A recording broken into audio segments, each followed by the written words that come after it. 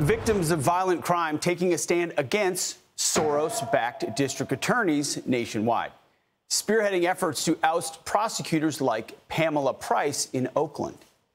Our next guest lost her son, Terrence McCrary Jr., to a stray bullet in 2016.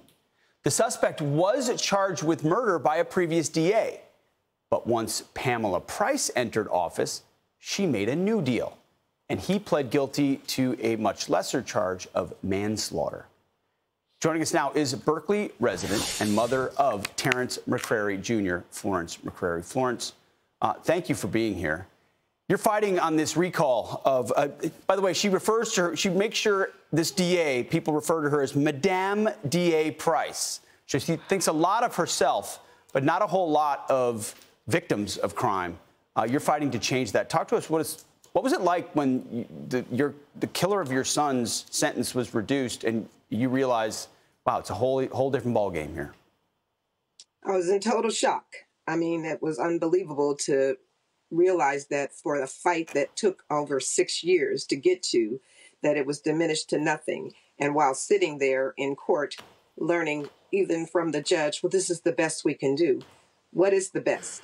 When, you know, your child goes out one evening and does not come home, does not return, and yet you have got to now bury your child, and the sentiment from those in the administration that work to help fight for the people did nothing.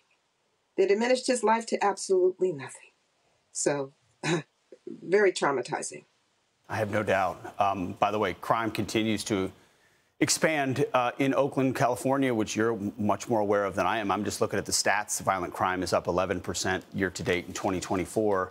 Do most residents, I know you've gathered 75,000 petitions have been gathered, signatures. Do most residents realize the dangerous aspect of having a DA like this who sides with criminals?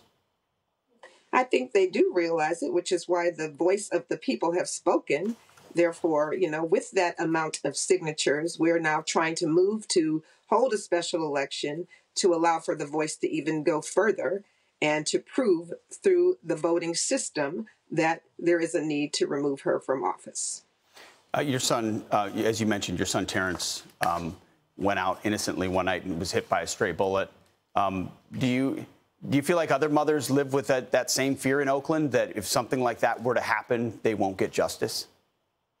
They not only deal with the fear of it, they have all, or many, have been going through a very similar set of circumstances in that their cases have been diminished to almost nothing, never getting their chance to have a day in court. And, you know, there is this mindset that we've done the best we can do. Well, what is the best?